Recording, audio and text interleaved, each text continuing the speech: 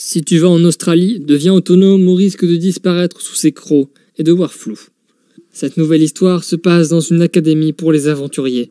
À la base, ce ne sont que des intrépides vagabonds qui prennent la décision eux-mêmes de partir risquer leur vie.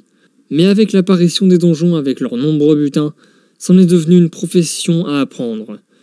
Une école spécialisée dans ce domaine a alors été conçue pour apprendre les différents dangers de l'inconnu, connaître son rôle dans une équipe et savoir quand agir. Et il y a tellement de choses à prendre en compte pour maximiser les chances de survie. Nous allons suivre ici les mésaventures d'un petit groupe débutant qui n'a pas froid aux yeux. C'est un petit groupe de 3 amis qui ont décidé de s'inscrire dans cette académie pour vivre de leur passion et le danger fait partie de leur hobby.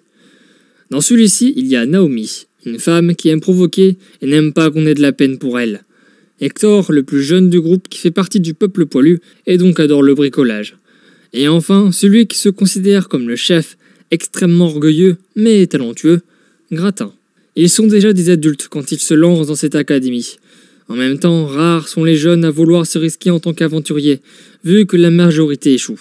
Après la phase théorique qui dure 1 an, les étudiants passent à la phase pratique qui dure 2 ans. Dans la première année, il y a le premier examen qui permet d'accéder à la suite. Les étudiants par groupe de 3 doivent passer une série d'épreuves et s'ils échouent, c'est direct leur renvoi. Gratin se vante déjà de la facilité avec laquelle il va la passer, en sachant que ce n'est que la première épreuve. Je vous parie que je peux passer l'épreuve les yeux bandés. On est les meilleurs en théorie, alors franchement ce sera de la rigolade. Se vante Gratin. Tellement. C'est la honte si on échoue. Les groupes passent chacun leur tour et la durée peut varier en fonction de la rapidité avec laquelle ils arrivent à passer. Et le leur passe justement en avant-dernier.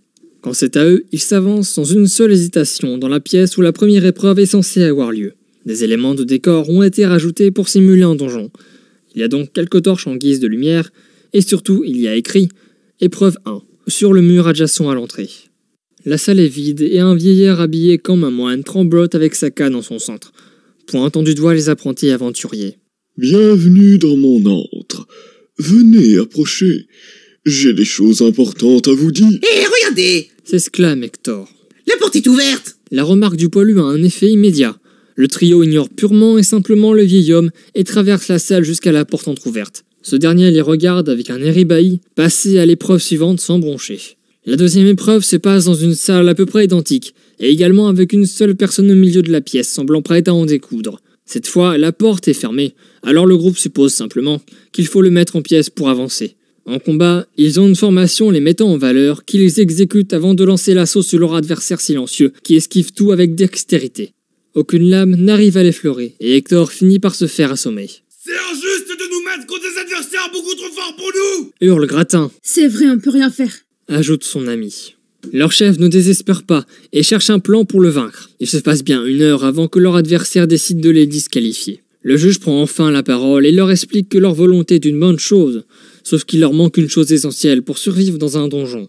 Histoire de leur laisser tout de même une chance, il leur laisse le temps pour deviner de quoi il s'agit pour qu'ils puissent quand même être qualifiés. Le groupe ne supporte pas un tel manque de respect à leur égard et ne cherche même pas à deviner ce que ça peut bien être. Le juge considère alors qu'ils ont échoué et attend que leurs derniers camarades reprennent conscience pour lui annoncer également la nouvelle. Gratin ne perd pas son temps et utilise ses secondes pour dire au juge de l'épreuve que cette académie n'a rien compris au sens de vrai aventurier. Enfin, Hector se réveille.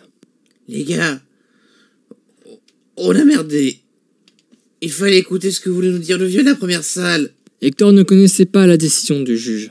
Il a juste pris conscience de leur erreur et c'est d'ailleurs le seul qui sera qualifié pour son recul. C'est également ce qui mit fin à leur amitié avec Gratin et Naomi. Ce qui est paradoxal, c'est que c'était lui qui avait interrompu le vieux et non les autres.